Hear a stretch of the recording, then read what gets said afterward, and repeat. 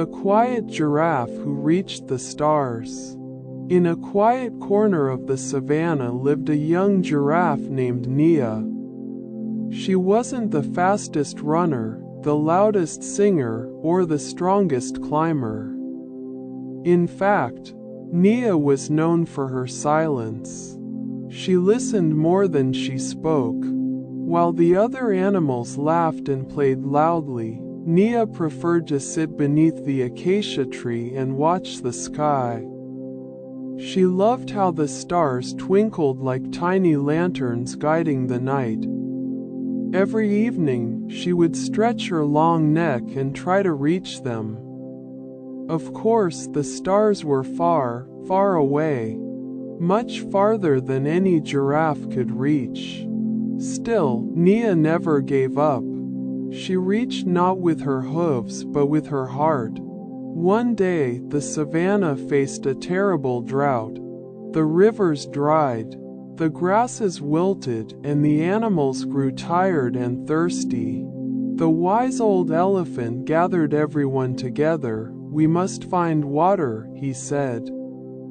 "But we need someone who sees the world from above." All eyes turned to Nia. She had never led before, but something inside her stirred. She nodded quietly and stepped forward. High above the trees, Nia scanned the land. In the far distance, she spotted a patch of green shimmering like hope. She ran back and told the herd. Though some doubted her, the elephant believed in her calm strength. Together, the animals followed Nia's path across the dry earth. The journey was long and hard, but Nia kept looking up.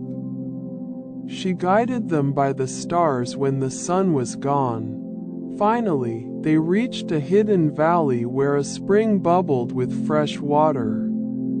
The trees there were lush, and the air was cool and sweet. The animals cheered and danced, splashing in the clear stream. Nia stood quietly, her heart full. The stars, though still far, felt closer than ever. From that day on, the animals listened more. They understood that quiet didn't mean weak. Sometimes the gentlest voices hold the clearest vision. Believed, Nia became a guide not because she shouted loudest, but because she watched, listened, and when young ones asked how she found the water, she simply smiled and pointed to the sky. She told them, "Even if you can't reach the stars, you can let them guide you." And so, every night, the savanna glowed with peace. The stars twinkled a little brighter, as if nodding in thanks to the quiet giraffe. And Nia, beneath her favorite tree, always watched them with wonder. For she had learned that dreams are not just about reaching the highest place. They're about lifting others, gently and quietly, toward hope, and that even the softest steps can leave a strong path behind.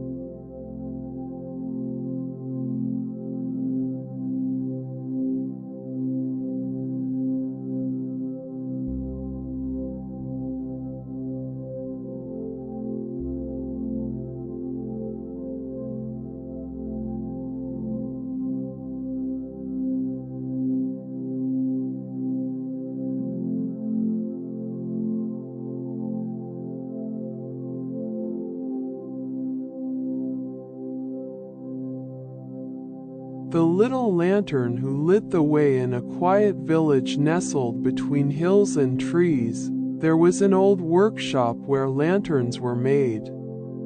Each lantern was crafted carefully and given a purpose: to shine during festivals, light streets at night, or hang in warm kitchens. Among them was a small, dusty lantern named Luma. She was the tiniest lantern in the shop, with a cracked glass and a wick that had never been lit. The other lanterns sparkled with pride and glowed with stories. But Luma sat quietly on the bottom shelf, waiting and wondering. Who would ever want a lantern like me? She thought. She dreamed of glowing one day, of showing the world her light, but the days passed and no one chose her. Then, one evening, a young girl named Mira entered the workshop with her grandmother. Myra's family lived deep in the forest, where no streetlights reached. They were poor and couldn't afford a grand lantern. While her grandmother spoke to the shopkeeper, Mira wandered and spotted Luma. She reached for the tiny lantern with wonder in her eyes. "This one," she said softly. "She looks like she needs a home." The shopkeeper raised an eyebrow. "That old thing barely works." But the grandmother smiled. "Sometimes the smallest lights shine the brightest." So they took Luma home. That night, Mira placed the little lantern on the windowsill.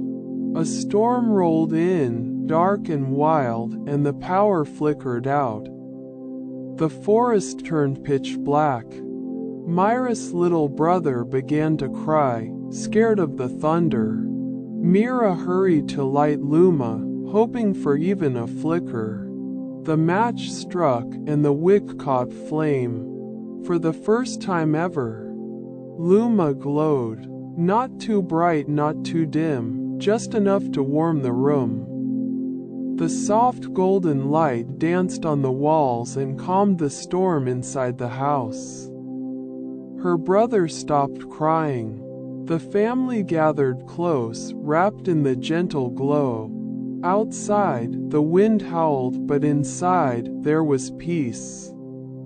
Luma's light guided Mira to find blankets, candles, and even her little brother's toy. She wasn't the grandest lantern, but she had done something wonderful. The next day, the storm cleared, and word spread. People came to see the little lantern who lit the way through the storm. Luma was no longer dusty or forgotten. She sat proudly in Myra's home, lit each night with care. And though many lanterns still sparkled in the shop, none were loved quite like her, because sometimes it's not the biggest light that makes the difference, it's the one that shines when it matters most.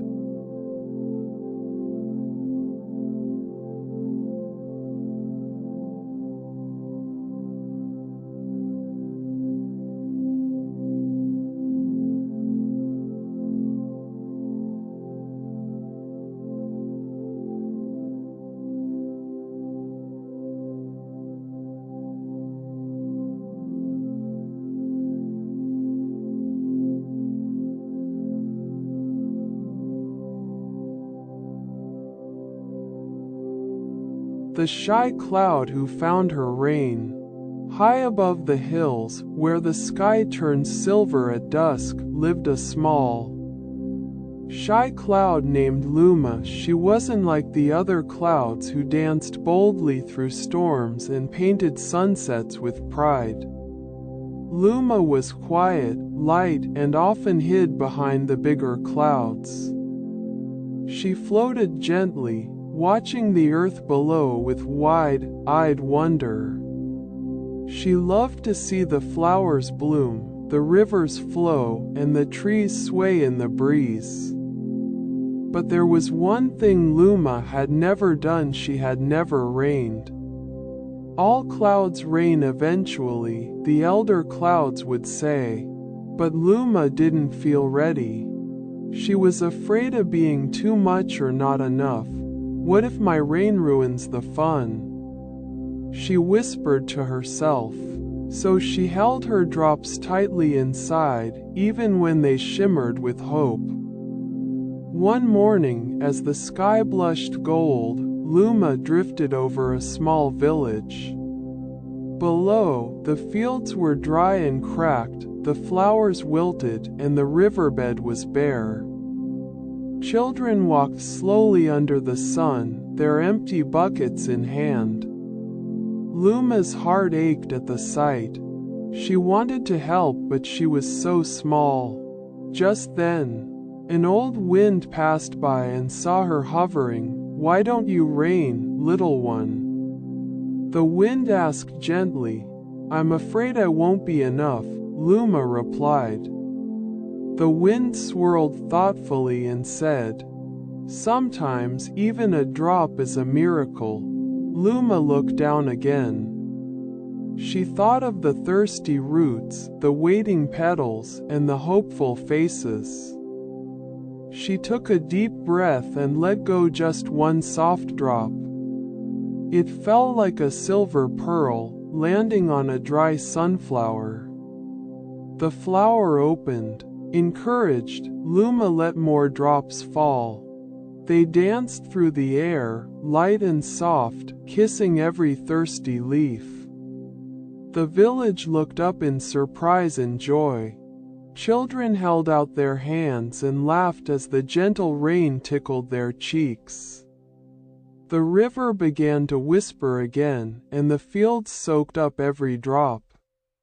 Luma beamed from within. She wasn't loud or stormy, but her rain was just right. The elder clouds watched in admiration. "You see?"